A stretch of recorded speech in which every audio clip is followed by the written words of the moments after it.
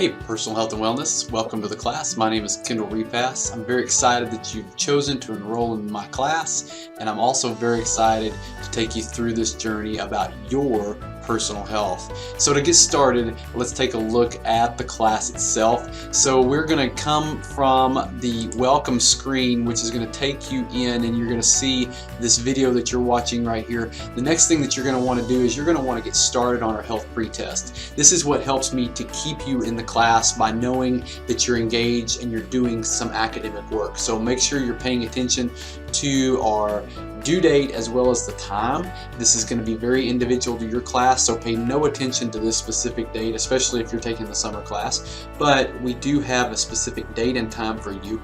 And then it has 11 questions. So let's just talk about what those 11 questions are going to cover.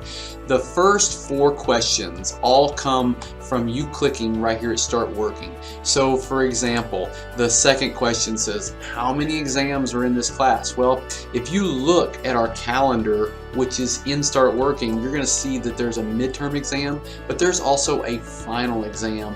And so those are the only 2 exams you're going to take in this class. Now, the modules are chock full of quizzes, and that's what's going to help you prepare for your exams, but also some very unique assignments that will be tied to those modules. Now, we're going to cover 13 modules, which means we're going to cover 13 big content areas. And of that, there are 3 very specific assignments that are kind of bigger, if you will, that will mean more to you. And so you'll really want to pay close attention to those. But each module does have content in there in the form of quizzes and assignments that you will have to complete. So make sure as you get started you're looking at those.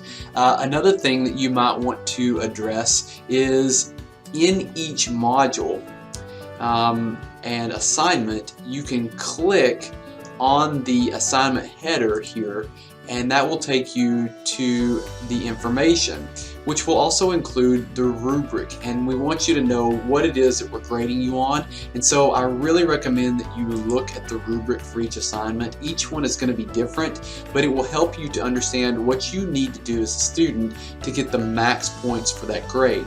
And so each one has a little bit of variance to it, so please go through and understand that it's very specific to the assignment.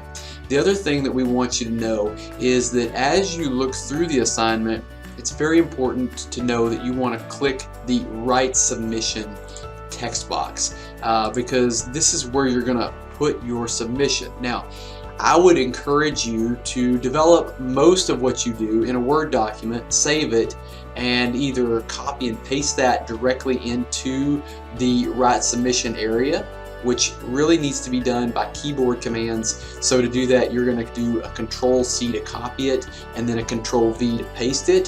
The Blackboard does not really recognize your right click out of your mouse, so you'll have to do that out of keyboard commands.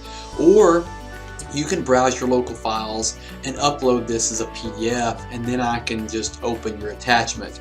Please make sure that if you do attach it, it has to be in PDF format. That's the only way Blackboard will recognize that. Or again, you can just copy and paste that using keyboard commands, and then you just come down here and hit submit. The one thing that I don't want you to do, and so this is really critical, so please pay attention, is not add a comment. So make sure that you do click the Write Submission and not add your content to the comments. That just comes across really compressed, and it doesn't really show me your full work, and so I can miss some things, and I don't want to do that. So make sure you do click Write Submission, or you attach your file in PDF format, but avoid the comments area. So next we want to take you back to the welcome screen, and from the welcome screen we want to address a couple more components, specifically like where can the syllabus be found? Well, it's right over here on the left in your tools.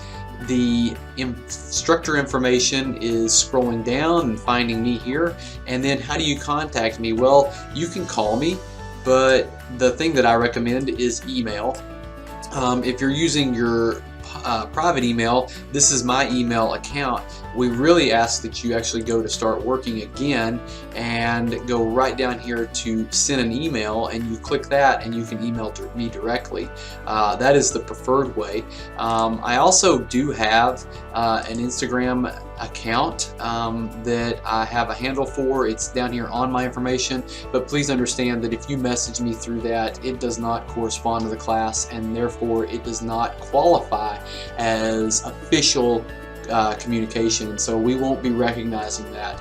You do have to use the email in the class to officially communicate to me about class business. So then we need to address the textbook question. You do not have to have a textbook for this class. I know if you've been to the bookstore already, they know that, and so you're good to go. You're just ready to start. Everything is provided for you. Now, grading of components and rubrics are very important, so we want you to address that. There is another pathway to do that, and I want to address this question 8 and question 11 about the same thing, or question 8, 9, and 11 about the same area, and that is going from My Grades. You click My Grades, and it's going to take you to your grade book. Now, again, there's the pretest. It's upcoming, hasn't been released to you yet, but maybe it has. So you can see here in the first module, the assignment, which is one of the big ones, is a SWOT analysis. And the SWOT analysis, you can actually go in and view the rubric right here. So that's one area you can also go to quickly view your rubric. If you want to do that, instead of taking the chance you might early submit a blank document or anything like that, you can just go through here and say, okay, this is where it's at. I'm going to see the rubric and I'm going to put it in.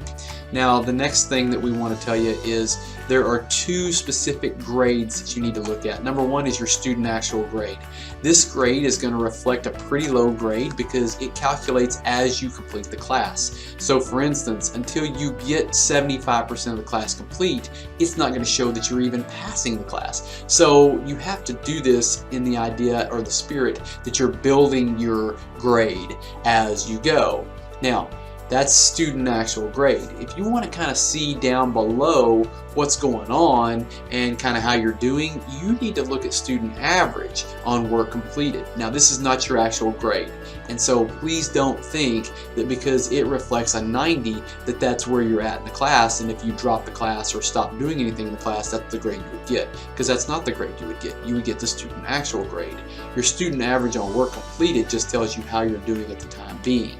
Your midterm grade, that is about Module 7 and before, all of that work calculated into one grade, because that's about the midterm, and that's what I'll use, including your midterm exam, to help you understand how you're doing at midterm. So look for that, and we'll release that grade to you at that time. So hopefully we've answered all the questions you need and we're ready to get started.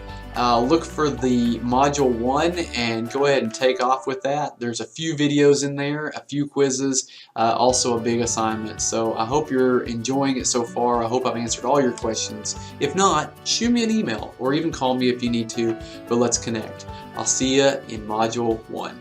Later.